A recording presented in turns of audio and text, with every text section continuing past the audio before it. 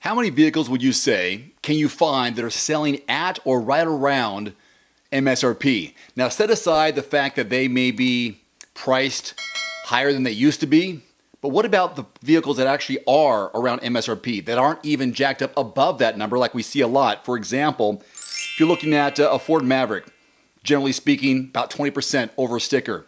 Jeep Wrangler Unlimiteds, 31% over sticker. BMW X1s, 17.8% over sticker. Well, it's hard to find something that's even close to MSRP, but I got about 6 of them here that are selling really darn close to MSRP, and they sell on average about that number. These ones are selling consistently right around their MSRP number. Let's begin at number 1, and that is the Chevy Silverado 1500. Surprisingly, 0.4% under MSRP. I know it's close, but it's close enough to say, might want to take a look at this one. There's plenty of margin when it comes to full-size pickup trucks, so this really isn't that big of a surprise. There seems to be the beginnings of a thread of downsized pickups for normal everyday drivers. So perhaps most of the people interested in buying a basic Silverado are better served with something the size of a Colorado or a Maverick if you want to pay over. Even still, being 0.4% under MSRP is basically MSRP.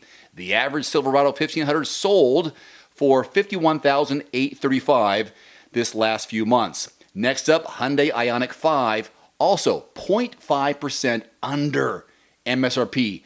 This relative newcomer in the EV segment is on this list, and it's the second member of the Hyundai Ionic family.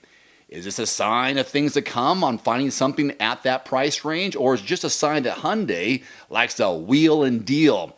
Half a percentage under MSRP still isn't all that much. The average Ionic 5 sells for around $51,289. Next up, at 0.8% under MSRP. Yes, under, basically the same, Ford F-150 Hybrid. Again, there's a ton of margin that's put into the price of a pickup truck. Even so, Ford's hybrid power boost pickup trucks are on this list, trading at 0.8% below MSRP. There isn't a lot to deal here with this one, particularly with the price going as it is these days. As luck would have it, though, the power boost models surveyed by iSeeCars.com was an upscale limited trim for this report.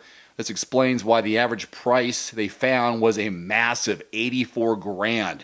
At least buyers are saving around $700 off that massive price with a 0.8% under MSRP. But still, again, the price is pretty high, but it is selling right around MSRP. Next up, a vehicle that I wouldn't buy, Infiniti QX80, 1.3% under MSRP. And like big trucks, there's more margin to work with on these larger, expensive luxury SUVs, especially a brand like this that's struggling.